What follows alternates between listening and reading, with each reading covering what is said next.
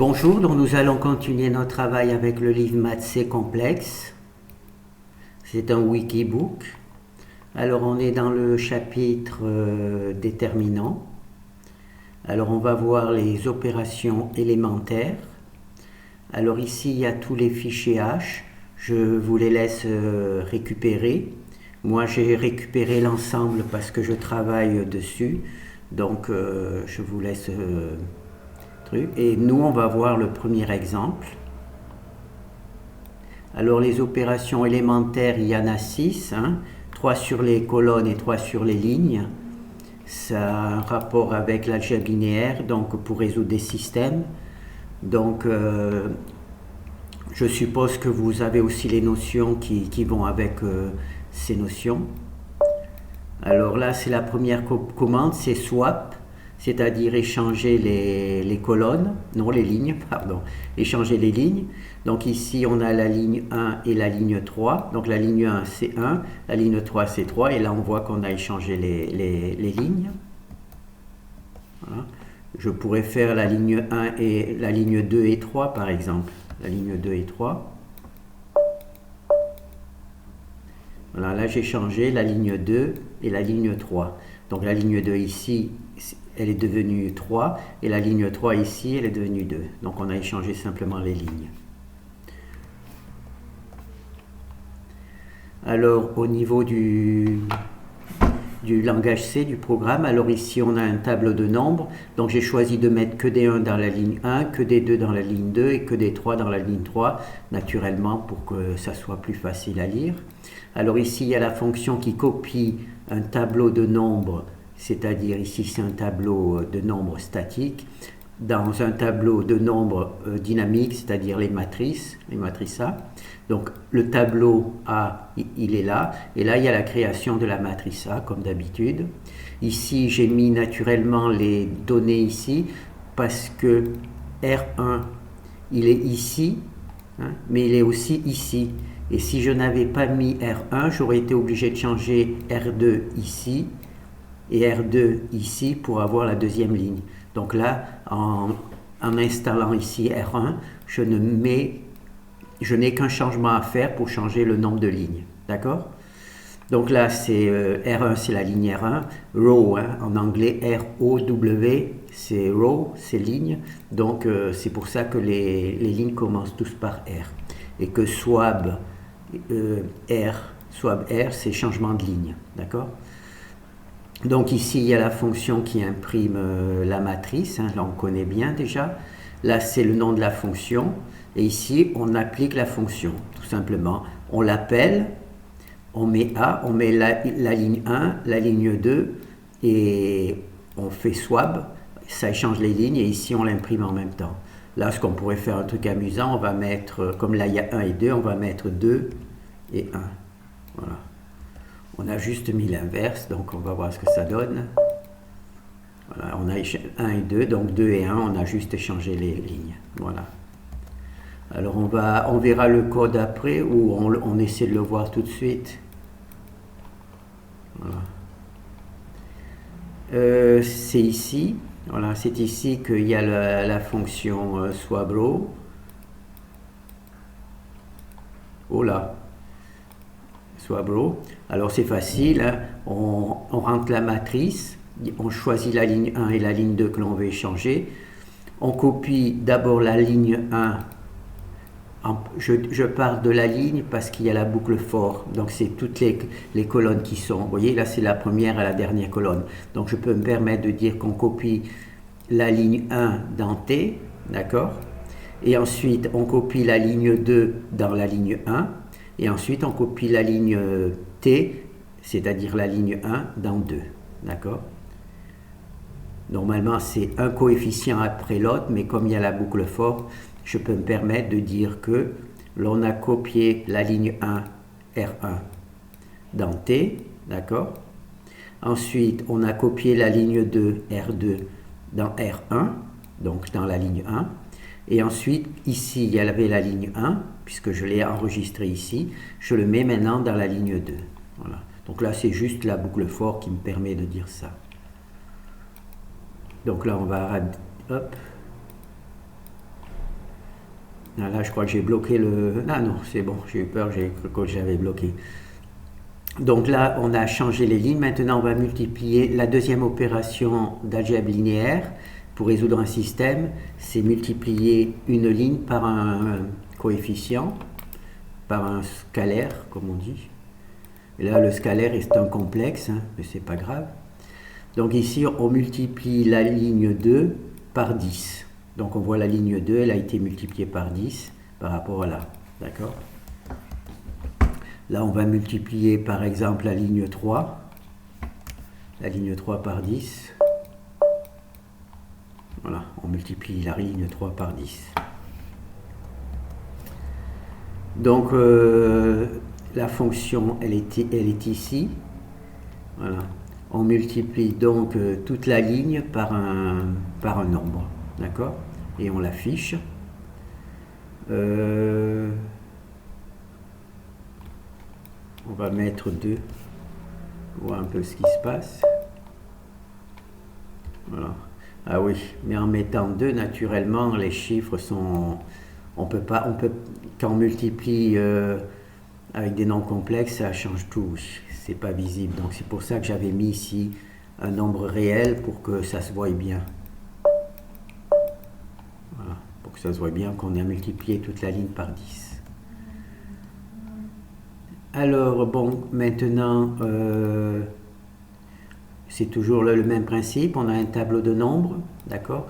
On copie, ici c'est la fonction qui copie un tableau de nombres dans une matrice.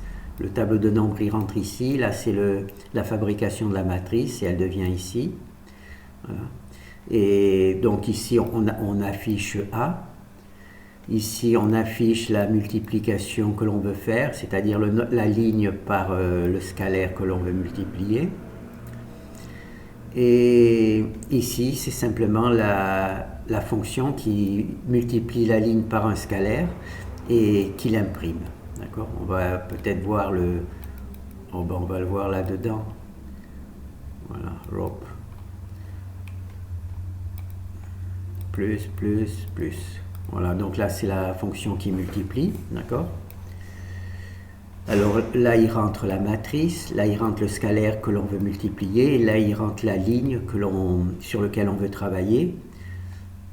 Alors ici, on multiplie, là, c'est la fonction qui multiplie la ligne par le scalaire, d'accord ? Donc il est ici, et ici, donc là, c'est comment ça s'appelle ? Donc là, on va sortir de la boucle, d'accord ? J'ai dit que c'était la ligne, là on va parler juste d'un coefficient. Donc ici on multiplie le coefficient, par exemple le premier coefficient de la matrice par z, d'accord ? C'est un nombre complexe, là c'est la multiplication des complexes. Et ensuite ici on copie la partie réelle et la partie imaginaire de t, le résultat de la multiplication, dans la position qu'il faut dans la matrice, d'accord ? Et c'est comme ça que les choses se passent. Et naturellement, là, c'est pour un coefficient, et la boucle for fait que c'est pour toute la matrice, pour toute la ligne, pour toute une ligne, d'accord ? Puisqu'on passe de la première colonne à la dernière colonne, donc c'est toute la ligne qui est ainsi multipliée par le truc. Donc là, maintenant, on va essayer de réduire.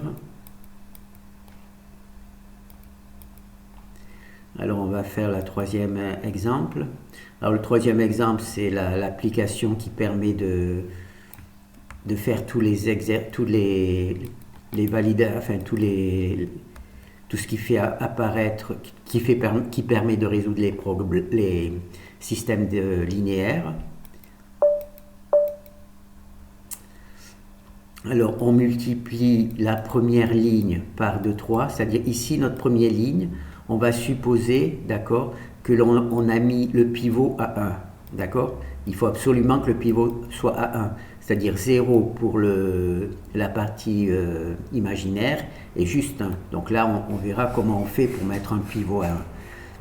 D'accord ? Donc le pivot est à 1, donc on va multiplier cette ligne-là par le symétrique, c'est-à-dire de celui-là. Donc on va multiplier par moins 2 plus moins 3. Voilà, moins 2, moins 3.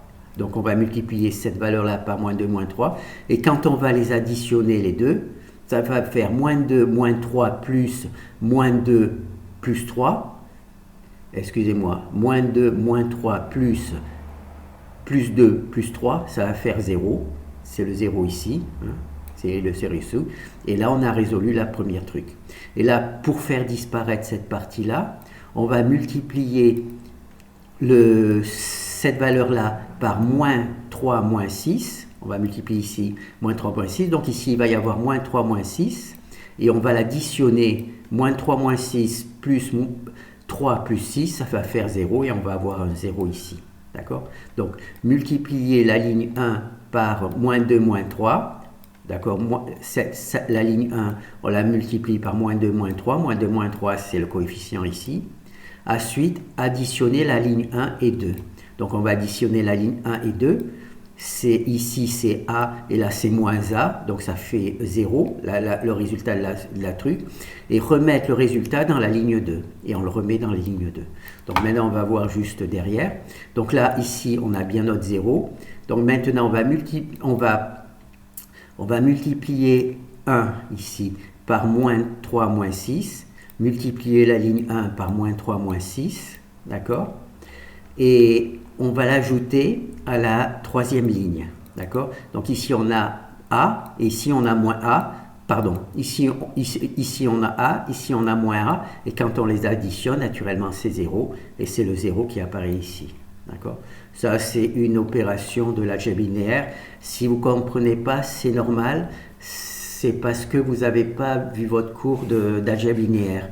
Il y a 3 fonctions. Échanger les lignes, multiplier une ligne par un scalaire. Et la troisième, c'est celle-là. Multiplier une ligne par une valeur, l'additionner à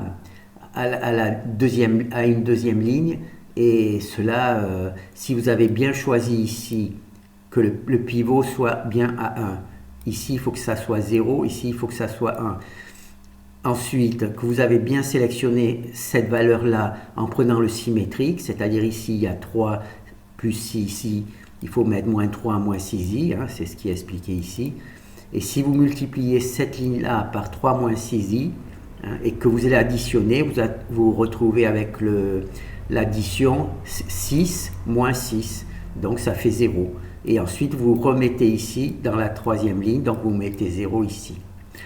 Quand on dit qu'on multiplie la première ligne par moins 3, moins 6, en fait, on le multiplie véritablement, mais on ne le mémorise pas pour qu'elle reste toujours, elle ne bouge pas. On multiplie, on garde ça dans une variable et ensuite on fait la soustraction. Et c'est comme ça que les choses marchent. On va voir ça dans le code.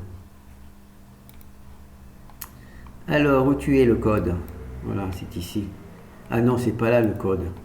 Le code, il est là. C'est opération élémentaire. Alors, on va vous agrandir un peu. 1, 2, 3, 50. Ah, c'est trop grande là. Voilà, comme ça. Alors là, c'est l'addition. Donc là, c'est la matrice, bien entendu. Là, c'est le nombre. Je ne sais plus. Oui, le nombre par lequel on multiplie la ligne 1 et la ligne 2. D'accord? Donc, c'est ici. D'accord? Alors, il faudrait juste que je sache exactement où on en est là. Voilà, donc...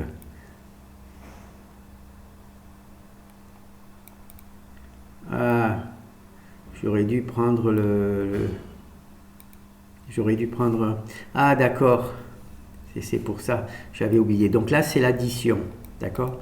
Donc, ici, ça, c'est la multiplication. On multiplie le scalaire z par le... Comment ça s'appelle? Le nombre qui est dans le coefficient... Le nombre qui est dans le...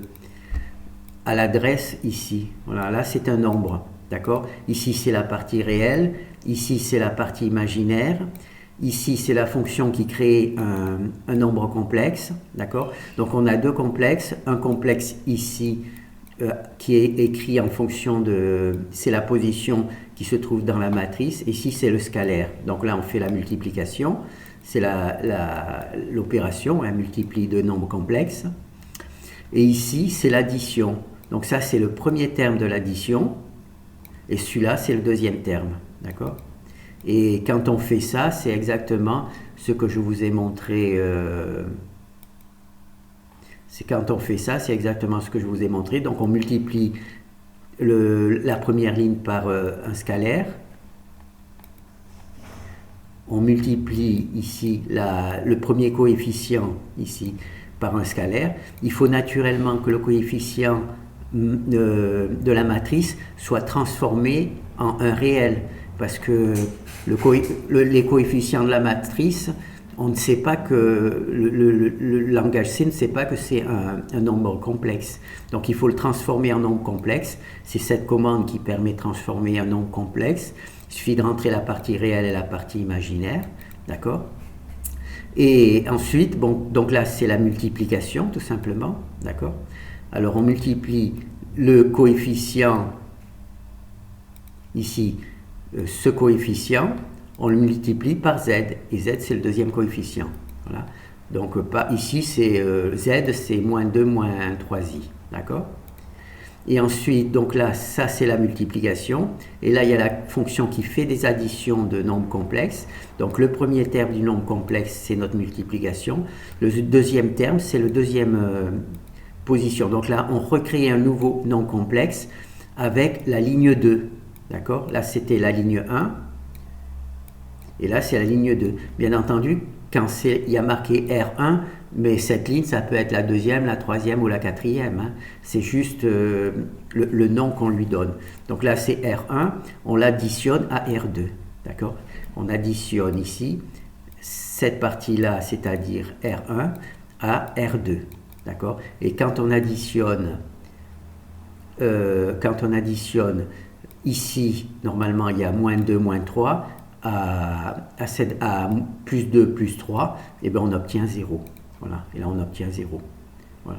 Donc le résultat c'était, et là c'était normalement C0, et ensuite on met dans R2, hein, c'est bien ce qu'il a écrit, hein, où c'est qu'il a, on met dans R2, hein, le résultat de cette opération là, on le met dans R2, donc c'est ici, on le met dans R2, et là, normalement, si on a bien travaillé, si le pivot était bien à 1, si on a bien pris le symétrique de cette valeur, et bien ici il y a 0, et ici il y a 0, et on met ça 0 dans R2, d'accord? Première colonne et colonne plus 1, c'est la partie imaginaire. Voilà. Donc là, on arrive comme ça à mettre 0 sous le pivot. Mais attention, il faut que le pivot soit bien à 1 au départ. Hein. Sinon, naturellement, ça ne fonctionne pas. Donc ça, c'est la deuxième. On va répétisser. Oh là, pas trop quand même. Donc là, c'est la partie qui est importante de comprendre. C'est la partie qui travaille sur les lignes. D'accord? Donc là, on a vu les fonctions sur les lignes. Alors là, il y a la partie qui travaille sur les colonnes. Alors, je pense qu'on va on va bien entendu voir les essais, mais je ne vais pas vous présenter le code parce que la partie sur les colonnes, même en langage C, ou même en algèbre linéaire, vous l'utiliserez pratiquement jamais. D'accord? Vous travaillerez surtout en échange des lignes. Pourquoi? Parce que échanger des colonnes sur le papier, c'est extrêmement dur. D'accord? Alors que changer des lignes, c'est naturel, on le fait régulièrement. Donc, en langage C, c'est très facile d'échanger deux colonnes, c'est aussi facile que de changer de ligne. Par contre, vous ne pouvez pas récupérer cette technique sur le papier avec un papier et un crayon. Donc, c'est pour ça que je vais vous présenter la version de changement de colonne qui existe, mais qu'on n'utilise qu'en programmation. Et donc, c'est moins important pour vous, puisque ce qui est important pour vous, c'est d'apprendre les fonctions d'algèbre linéaire et pas tellement la programmation. Hein. Donc, il y a deux versions. Pourquoi il y a deux versions? Parce qu'en algèbre linéaire, dans les nombres complexes, un nombre est formé de deux composants. Et donc les colonnes, une colonne, en mathématiques, une colonne, c'est un nombre complexe, mais en langage C, une colonne, c'est deux nombres, un nombre complexe, c'est deux colonnes. Alors par exemple, voilà, par exemple,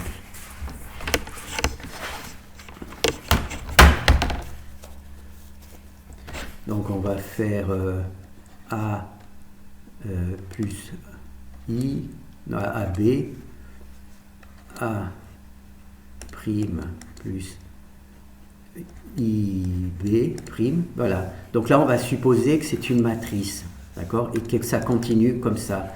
Alors en langage C, en mathématiques, je vais dire première colonne ici, deuxième colonne ici, d'accord. Et là c'est le travail qui est fait comme ça. Ici, quand je parle d'une colonne, je parle vraiment de première colonne, deuxième colonne, parce que je me réfère à un nombre complexe, c'est-à-dire que chaque colonne correspond à un nombre complexe. Naturellement, en mathématiques, en mathématiques,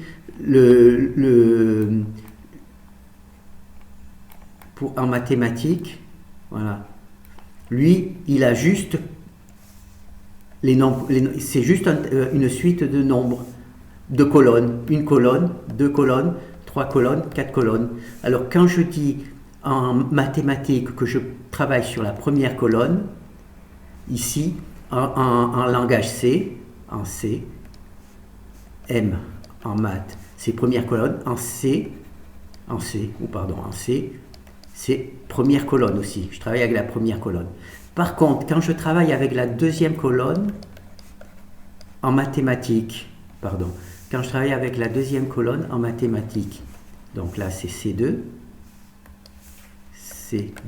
en fait en langage C, je travaille avec la troisième. En C, je travaille avec la troisième, d'accord. Là, c'est la première plus la deuxième. Ici, c'est la troisième plus la quatrième. Là, c'est mon premier complexe. Là, c'est mon deuxième complexe. En mathématiques, je fais première colonne, c'est un complexe. En mathématiques, deuxième colonne, c'est un complexe. En langage C, première colonne, c'est le premier coefficient. Et deuxième colonne, c'est le deuxième coefficient. Et pour avoir le premier complexe en langage C, donc c'est bien la première colonne. Par contre, pour avoir le deuxième complexe en langage C, c'est la troisième colonne. D'accord? C'est pour ça que je vous ai fait pour là, c'est le travail sur les lignes. D'accord? C'est pour ça que je vous ai fait pour le travail sur les colonnes une version mathématique, c'est-à-dire que quand vous allez rentrer la colonne, c'est la colonne mathématique. Donc c'est véritablement chaque colonne correspond à un nom complexe. Et là, en langage C, naturellement, il n'y a aucune raison de compliquer la fonction en travaillant, en imposant qu'un nombre complexe est représenté par deux colonnes. Donc là, en langage C, en langage C, eh bien ici, il va y avoir C3. Quand je vais travailler avec le deuxième coefficient, ça sera C3 plus C4. D'accord?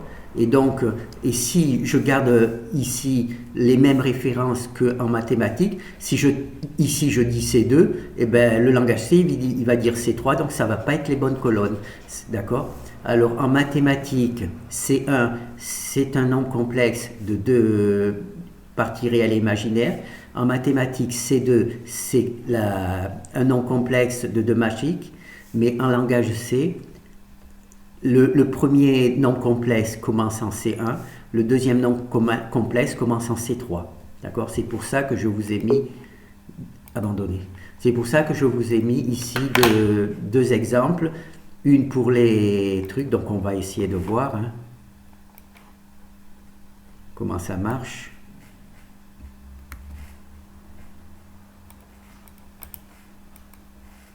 Alors, on va lancer.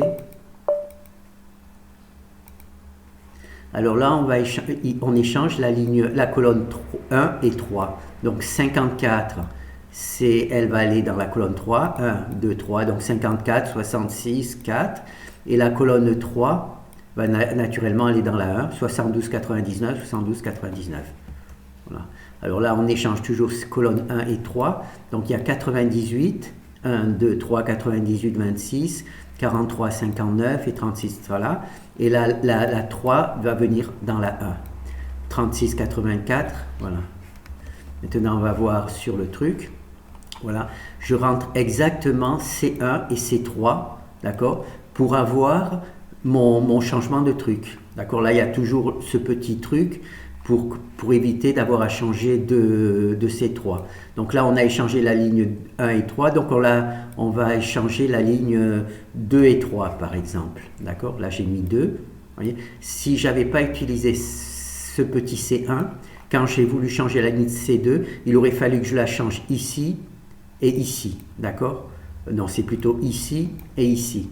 Donc c'est pour ça que je l'ai mis juste, que j'ai introduit cette variable supplémentaire. Donc on va voir. Donc là j'échange C2 et C3. Donc j'échange ici C2 et C3. Alors C2 c'est 86, 86, 57, juste. Et là C3 c'est 54, 54, 54, 54. Donc là on voit que c'est facile, hein. Il suffit de rentrer la colonne, donc là c'est la partie mathématique, d'accord? Et là on va voir la partie qui est langage C, et là c'est terrible. C'est terrible parce que naturellement, il faut être capable de retrouver la bonne, comme je vous ai dit, hein, c'est dommage que j'ai effacé mon travail. J'ai pas copié.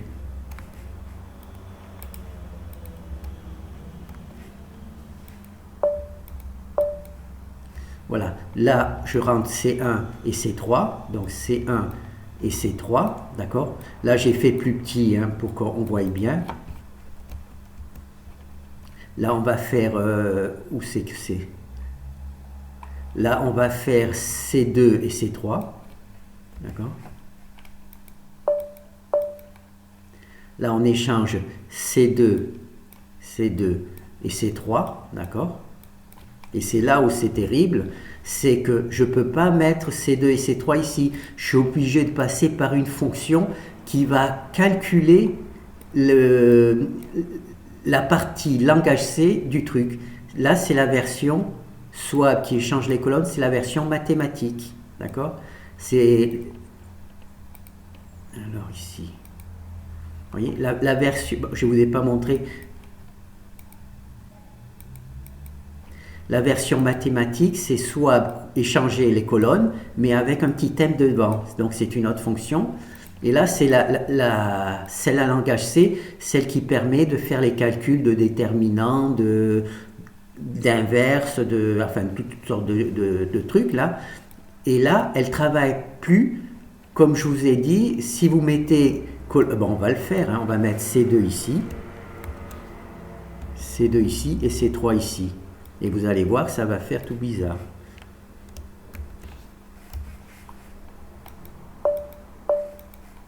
Oui. Alors, voyez, le truc, il est complètement désorganisé. On a échangé la ligne 1. Non, C2. Ah, en plus, j'ai marqué C2 et C2. Ah non, C2 et C3, ben, en plus, il est... ah, d'accord, c'est parce qu'ici, j'ai voulu faire le malin. J'ai voulu qu'il y ait la bonne valeur, donc là, je ne peux pas faire ça. Alors, c'était quoi? Voilà, C2 et C3. Donc on va mettre... non, c'est juste C2 qui est changé, d'accord? Donc, on va mettre ici C1. Voilà. Là, c'est toujours C3 parce que j'ai calculé. Oui, bon, ben là, ça a marché, mais normalement, ça ne marche pas. Donc là, ça a marché, mais normalement, ça ne marche pas. D'accord? Il faut, en fait, avec la version langage C, hein, il faut... ben, je vais le mettre ici. Ça sera plus facile. C2. Voilà. et C3. Voilà. Là, j'appelle directement, je veux échanger dans la fonction en langage C, hein, C2, la deuxième colonne et la troisième truc. Donc, on ne va pas s'occuper de cette partie-là. Oh, bon, on peut carrément l'effacer, hein, comme ça. Hop. Comme ça, on ne voit pas. Voilà. Là, il me dit warning. Pourquoi il me dit qu'il y a des warnings? Parce qu'il me dit que j'ai introduit deux entiers, enfin deux variables, et je ne les utilise pas. Donc il me dit pourquoi tu les as mis si tu t'en sers pas. Donc il faut que je les enlève aussi. Comme ça vous permet de voir. Voilà.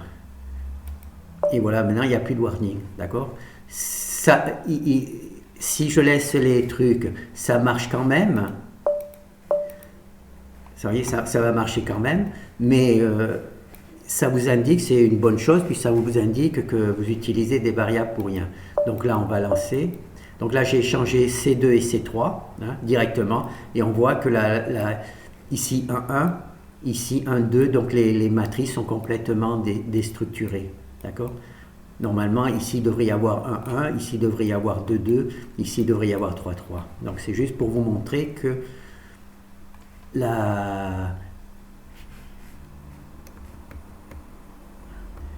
voilà, c'est juste pour vous montrer, voilà. Alors maintenant, je vais voir, non. Donc, est-ce que je suis obligé de... Ah oui, maintenant, ça devrait être bon. Voilà. Maintenant, si j'utilise le bon truc, là, j'échange la ligne C1 et C3, la ligne C1 et la colonne C1 et C3. Donc on voit bien que la colonne C3 devient ici, la colonne C1 devient ici, et la colonne C3 devient ici. Donc là, ça marche bien. D'accord? Mais je ne peux pas rentrer directement les colonnes, je suis obligé de passer par cette formule. D'accord? Bon, ça permet simplement de remettre les valeurs langage C, les colonnes langage C. C'est-à-dire que A, B, A', B', en langage, en maths, c'est colonne 1, maths, colonne 2, et en C, ici c'est C1, ici c'est C2, ici c'est C3, et ici c'est C4, d'accord? Et donc quand je parle du premier nombre, je parle de C1 plus C2, hein? Et quand je parle du deuxième nombre, en langage C, c'est C3 plus C4. Et donc, c'est pas C2, c'est C3 plus C4. D'accord? C'est pour ça que j'ai été obligé de faire deux fonctions. Une pour vous montrer que l'on rentre vraiment les valeurs, les bonnes colonnes ici. Hein. On rentre vraiment les bonnes colonnes pour avoir le changement. Et l'autre, malheureusement, il faut écrire une fonction ici pour qu'on puisse vérifier que les choses se passent bien, d'accord? Et si vous n'avez pas cette fonction-là, en langage C, vous aurez des difficultés à faire calculer des déterminants, puisque dans votre langage C, lui, il va faire colonne par colonne, il ne va pas faire nombre complexe par nombre complexe, d'accord? Donc ça, c'est bon. Bon, ben, pour les autres opérations en colonne, elles sont encore plus, disons, enfin, c'est spécial, hein. Je pense que vous les utiliserez jamais, hein, multiplier une colonne par un nombre, sauf pour faire des déterminants et additionner, oui, vous pourriez l'utiliser, mais enfin, on va plutôt voir sélectionner le bon pivot. On va voir ça. Bon, pour les colonnes, je vous laisse faire, hein, parce que vous ne l'utiliserez pas véritablement en mathématiques. C'est juste pour la programmation, pour résoudre par exemple en total pivoting, comme on échange colonnes et lignes. Naturellement, là, vous en aurez besoin. Mais donc là, je ne sais pas où c'est que j'en suis. Ah, j'ai pas recopié le bon programme. Alors, pivot bust. On va sélectionner le bon pivot. J'ai pas pris le bon truc. Peut-être que je l'ai pris, mais j'ai pas vu. Voilà. Alors là, on a une matrice. Alors elle est un peu compliquée, d'accord? On veut mettre ici le meilleur pivot possible. Alors le meilleur pivot possible, c'est ici, on voit, c'est 99 sur 99. C'est la valeur la plus importante. Il ne peut pas y avoir plus importante. Et il se trouve à quel endroit le 99 par 99? Ah, j'ai pas marqué les colonnes. Ah ben il se trouve ici, d'accord? Il y en a même un ici éventuellement. Donc c'est peut-être celui-là qui est récupéré. Oui, 47 trucs, 47. Donc on a échangé les colonnes 1 et 1, 2, 3. Et 3 pour avoir ici le meilleur pivot. D'accord? Alors comment on trouve le meilleur pivot en nombre complexe? On calcule tout simplement la norme. On calcule la norme de ce nombre, on regarde par rapport à, on calcule la norme de ce nombre et on garde celui qui a la norme la plus importante. Et ensuite on calcule la norme de tous les nombres et on voit lequel qui a la norme la plus importante et on fait, une fois qu'on l'a, par exemple ici, on va dire que c'est ici, on mémorise la position et on va échanger les lignes et les colonnes pour amener le pivot ici. D'accord? C'est la méthode du total pivoting. D'accord? Et c'est ici, on voit très bien que cette colonne-là, là c'est bien parce que c'est simple, a été transposée ici. D'accord? Parce que si c'était ici, ça serait plus difficile puisqu'il y aurait eu un changement de ligne et de colonne, mais là, changement, donc j'utilise la méthode total pivoting, donc ça échange les lignes et les colonnes pour choisir toujours le meilleur pivot. D'accord? C'est juste pour s'amuser. Hein. Donc là encore, le meilleur pivot. Là, c'est toujours 999 parce que comme il y a beaucoup de coefficients, il y a... Voilà, par exemple, maintenant, le meilleur pivot, c'est celui-là. D'accord? Il est ici, par exemple. D'accord? Ce qu'il a fait, c'est qu'il a calculé la norme de ce nombre et aucun des nombres en dessous est supérieur à celui-là. S'il est égal, c'est pas grave, normalement, il garde le premier. D'accord, ici, donc c'est le premier, c'est ici. Donc là, il a échangé la ligne et les colonnes. Donc c'est très difficile à voir puisqu'il y a eu un changement de ligne et de colonne. Donc là, on ne peut plus vérifier véritablement comment les choses se passent. D'accord? Mais faire confiance, changer ligne et colonne et il l'a mis dans la bonne position. Donc ça, c'est le truc. Donc on va voir le code.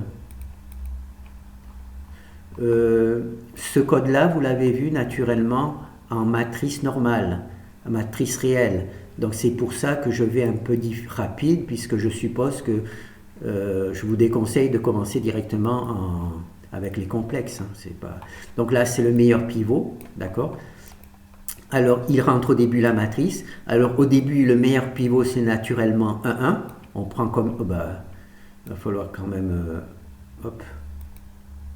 Alors au début, le meilleur pivot, c'est tout simplement 1, et ensuite on va parcourir toute la matrice, d'accord? Donc là, c'est là, c'est ici. Donc là, au départ, c'est 1, c'est le pivot, le truc. Ensuite, une fois qu'on est rentré, eh bien, on mémorise ici la valeur du pivot 1, d'accord? Et on calcule sa norme. Voilà, c'est ici qu'on calcule sa norme, d'accord? On multiplie comment ça s'appelle? On multiplie les parties réelles avec la partie réelle et la partie imaginaire et la partie imaginaire et on additionne, on a la norme au carré, d'accord? C'est pas la peine d'avoir la norme réelle, c'est pas la peine de calculer la racine, hein. Vous avez juste la norme au carré, c'est pas grave, hein, puisque si le nombre, il n'est pas possible qu'un nombre, enfin, la norme au carré ou la norme normale, on fait le même travail, d'accord? Ça fait juste gagner une fonction, c'est pas la peine. Donc quand je dis la norme, c'est en fait la norme au carré, d'accord? Juste truc. Donc là, le meilleur pivot ici, c'est le pivot 1 au démarrage, bien sûr. Ici, c'est le signe, parce qu'on va utiliser cette fonction pour le déterminant, et vous vous rappelez qu'à chaque fois qu'on échange des lignes ou des colonnes, il faut multiplier par -1. Donc ici, au début, le signe c'est 1, c'est positif. Donc là, on va passer de la première ligne à la dernière ligne, on va passer de la première colonne à la dernière colonne, et pour chacun, on va récupérer la valeur du coefficient, d'accord? Et on va vérifier... On va récupérer la valeur du coefficient, on va en calculer la norme, vous voyez, là, c'est cette valeur-là multipliée par là, c'est le carré. Cette valeur-là et cette valeur-là sont identiques, donc c'est le carré. Donc là, on recalcule une norme pour ici, au départ, c'est le pivot. Et ensuite, on calcule la norme ici pour le premier coefficient. Ici, c'est le premier coefficient. Donc, on calcule la norme. Et là, on vérifie, est-ce que la norme que je viens de calculer est supérieure à la première norme que j'ai faite? Est-ce que cette norme-là que je viens de calculer est supérieure à celle-là? D'accord? Ça, c'est ce que nous demande de faire. Si cette valeur-là est plus importante, eh bien, on change de pivot. D'accord? On remplace les valeurs. Le meilleur pivot devient celui-là. Voilà. Et le pivot est bus pivot value. Donc, ça devient le meilleur pivot. D'accord? Ici, ça devient la meilleure ligne et la meilleure colonne. Et on va faire ça ligne après ligne, colonne après colonne, toute la matrice. Et une fois qu'on a parcouru toute la matrice en vérifiant, on va ici avoir le meilleur pivot, la meilleure valeur, plutôt ici, va être ici. Alors, si au démarrage, il y avait le pivot, c'était 1. La ligne 1 et la colonne 1. Donc, si la ligne du meilleur pivot a changé, d'accord? Si la ligne du meilleur pivot a changé, ça veut dire qu'on a changé de ligne pour avoir un meilleur pivot, d'accord? Et là, on échange les lignes et les colonnes, pardon, on échange les lignes pour avoir le bon pivot dans enfin, que le pivot soit dans la bonne ligne, d'accord? Et ici, on vérifie si la meilleure colonne est différente de la colonne du départ. Si la colonne est différente, on change le signe, ça veut dire qu'on va échanger les colonnes. Et là, on va échanger les colonnes pour mettre la meilleure colonne dans le pivot. D'accord? Là, donc voilà. Et c'est tout simplement cette fonction-là. D'accord? Donc on voit, ici, on calcule la meilleure valeur. D'accord? Le meilleur pivot en valeur. On enregistre en mémoire la meilleure ligne et la meilleure colonne, d'accord? Et là, naturellement, la meilleure valeur. Et ici, on vérifie si la meilleure ligne est différente de la ligne de départ. On multiplie le signe par -1 et on échange les lignes. Si la meilleure colonne est différente de la colonne de départ, on multiplie par -1, d'accord? Et on échange les colonnes. Par -1, parce que vous vous rappelez, quand on calculera le déterminant, à chaque fois qu'il y a un changement de ligne ou de colonne, il faut multiplier par -1. Le déterminant change de valeur. C'est-à-dire deux matrices identiques et qui ne sont différentes que par la position de deux lignes, elles auront le même déterminant, mais une sera positive et l'autre sera négative. D'accord? Donc là, c'est la fonction meilleur pivot. Je pense que si vous avez vu la version truc, je pense que ce code-là, vous devriez le comprendre. Donc là, je vais faire check. Et on va faire la dernière truc. Alors là, on va faire le dernier, 0 sous le pivot. Donc 0 sur le pivot, vous vous rappelez qu'on l'a fait, on l'a déjà fait, aujourd'hui même, avec la fonction ADME là. Ah, c'est parce que j'ai oublié de fermer celui-là, donc il refuse de démarrer. Voilà. Donc là, on a notre matrice, d'accord? Là, il choisit le meilleur pivot. Vous vous rappelez, on échange les lignes et colonnes pour arriver là. Alors, pour obtenir cette valeur-là, on calcule la norme de celui-là, c'est la base. Et la ligne et la colonne, c'est la base. Ici, on va calculer la norme de celui-là. Si celui-là est plus fort, on change. Et les nouvelles lignes et nouvelles colonnes, ça va être celui-là. Si c'est inférieur, on passe au suivant. Et ainsi de suite. Voilà. Et c'est jusqu'à ce qu'on trouve la meilleure valeur. Une fois qu'on a la meilleure valeur, on connaît aussi la meilleure ligne et la meilleure colonne. Donc on fait les échanges et on arrive à mettre le pivot ici. D'accord? Ensuite, ici, on met simplement le pivot à 1. C'est ici. Pour mettre le pivot à 1, c'est facile. On multiplie par l'inverse. Donc, on multiplie par l'inverse toute cette ligne et on obtient tout simplement sur 1. D'accord? Et ensuite, vous vous rappelez, c'est la fonction ici, donc il y a 1, d'accord? Donc on va partir d'ici. Alors on va multiplier cette ligne-là par moins 9, moins 5, c'est-à-dire le symétrique de cette valeur-là. On va le multiplier par ça, d'accord? Et on va additionner les deux lignes. Ici, normalement, il devrait y avoir 1, donc c'est ici, il devrait y avoir 1, mais c'est compliqué parce qu'il n'y a pas 1. Et quand on va additionner les deux, eh ben, on va avoir 0 en dessous, d'accord? La même chose, ici, on va prendre le symétrique de cette valeur-là, on va le multiplier ici par 1, d'accord? Donc, on va avoir 7 plus 5 plus moins 7 plus 5, moins 5, donc il va y avoir 0 ici, d'accord? C'est 0 ici. On va voir la truc. Donc ici, c'est la fonction qui met le pivot à 0, celle qu'on vient le pivot en bonne position. Et ici, c'est 0 sous le pivot. D'accord? Donc on va en faire quelques-uns juste pour voir. Vous voyez? Donc là, j'en fais plusieurs. Hein. Voilà. Donc ici, c'est la matrice. Ici, on choisit le bon pivot pour ici. Une fois qu'on a le bon pivot, on le met à 1 et ensuite on met 0 dessous. Maintenant, on va voir le code.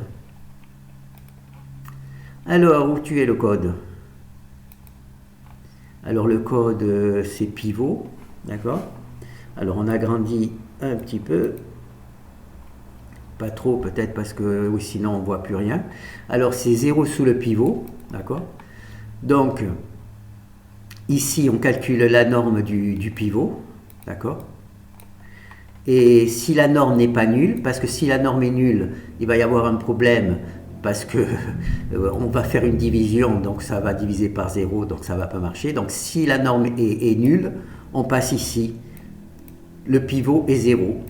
Pour le calcul du déterminant, c'est intéressant, puisque si un pivot 0, le déterminant il est nul. Donc on pourra arrêter le travail sur le déterminant. Si on est en train de calculer un déterminant qui a 100 lignes sur 100 colonnes, si au deuxième pivot on obtient ici, parce qu'un pivot est nul, ça veut dire que le déterminant est nul, donc c'est pas la peine de calculer le reste des trucs.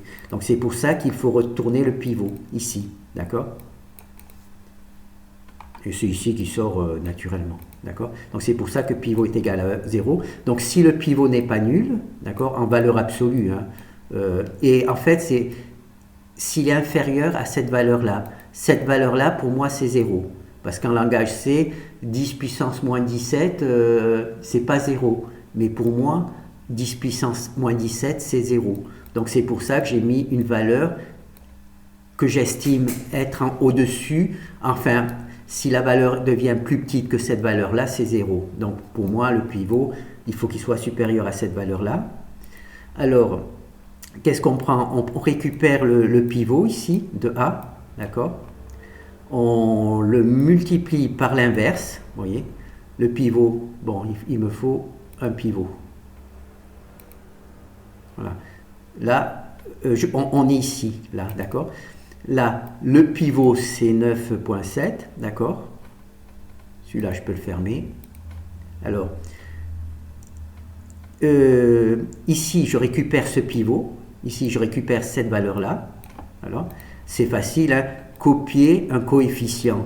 Et là, c'est la ligne et la colonne du pivot. Donc, c'est bien écrit, hein? Copier le coefficient de Z de A. Pivot, ligne pivot, donc c'est facile, hein. Pivot c'est ici, pivot c'est colonne pivot, donc on recopie cette ligne là. Donc là on a notre pivot, on en prend l'inverse, tout simplement, là c'est la fonction qui calcule l'inverse d'un nombre complexe, et on le multiplie par le pivot, la multiplication. Bon, c'est vrai que, comme je vous ai dit, normalement ça devrait être fait sur deux lignes, et moi, comme vous savez, je vais faire le malin, je mets tout dans une même fonction, hein. Donc, c'est un peu compliqué peut-être, mais enfin, c'est ma manière de travailler. Donc ici, je calcule l'inverse en 1. Je multiplie cette inverse par le pivot. Donc, je multiplie cette valeur par son inverse. Et naturellement, j'obtiens 1. Voilà. C'est comme ça que j'obtiens 1 au pivot. D'accord? Donc, je récupère ici la valeur du pivot. je prends l'inverse du pivot, mais il faut bien entendu que le pivot il soit pas nul, hein, donc c'est pour ça que c'est vérifié. Donc j'ai mon pivot ici, d'accord. Je prends l'inverse du pivot, et là je multiplie le pivot, je le multiplie par son inverse et j'obtiens 1. D'accord, ici j'obtiens 1. Donc ça c'est la première partie. Et ensuite, pour mettre 0 sous le pivot, d'accord, on part donc du pivot, parce que le pivot ici, il est ici, mais ensuite le pivot sera ici, et le pivot ensuite sera ici, et le pivot ensuite il sera ici, d'accord. Donc c'est pour ça qu'il y a cette complication pour les pivots, puisque ça va dépendre de la position sur la diagonale, et là c'est la fonction que l'on a vue tout à l'heure, qui permet de... on multiplie par le symétrique, la ligne du pivot, d'accord. Voilà.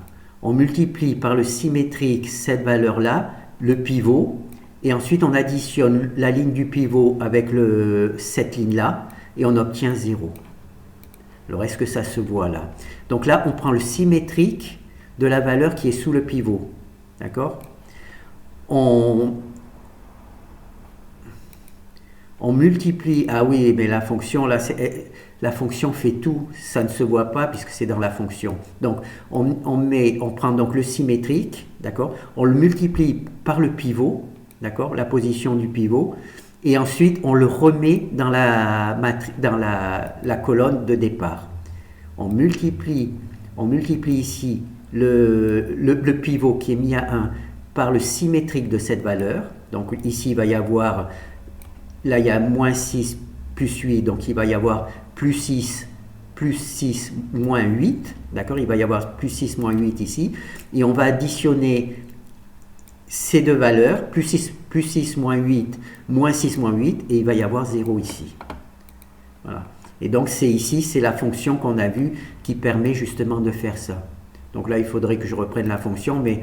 Si vous ne comprenez pas cette fonction, je vous l'ai montré il y a quelques minutes. Donc vous pouvez revoir. Donc là, c'est simplement une répétition pour toutes les valeurs qui se trouvent en dessous du pivot.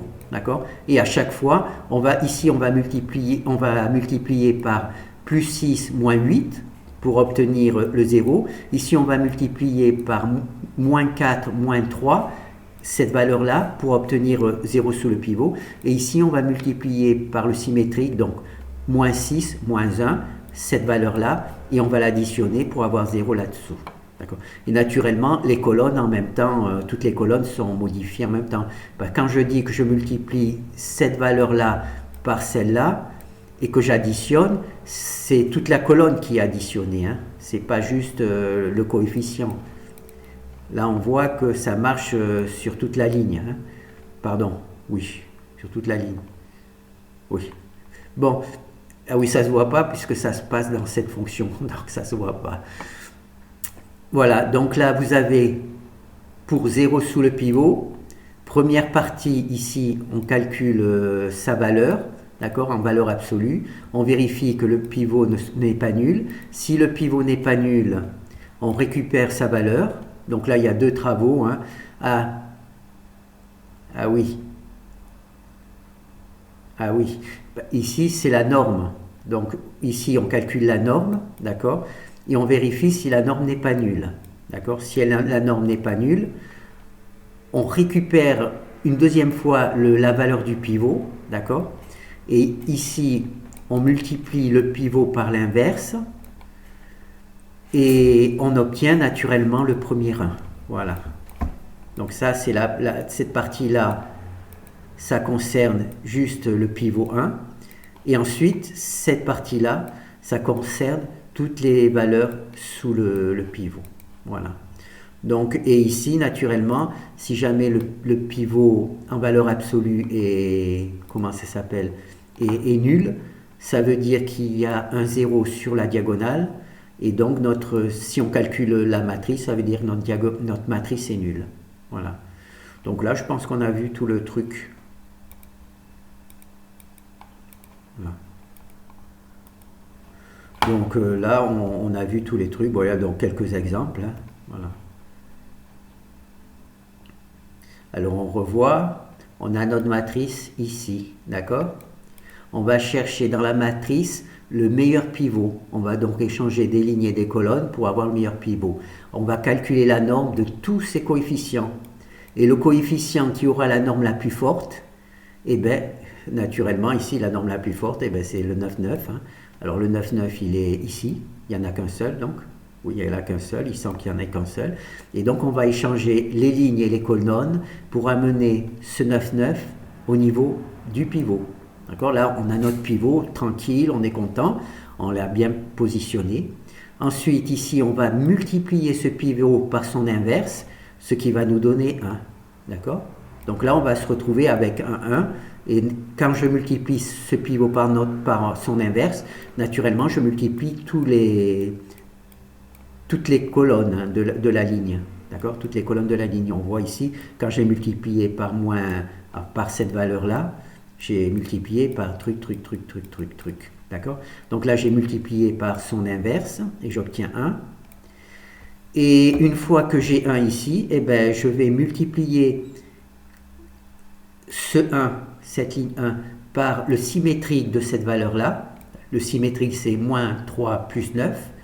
Et je vais additionner, et l'addition, je la remets ici. Et ça va faire 0. Ensuite, je vais prendre le symétrique de celui-là. Donc, ça va faire plus 3, moins 3 plus 8. D'accord? Je vais multiplier ici moins 3 plus 8. Je vais faire l'addition de moins 3 plus 8 plus 3 moins 8. Je vais avoir 0 ici. D'accord? Et je vais continuer ici. Ensuite, je vais multiplier ici par le symétrique. Donc, je vais multiplier cette ligne-là par le symétrique de celui-là. Et je vais donc avoir 0 ici. D'accord?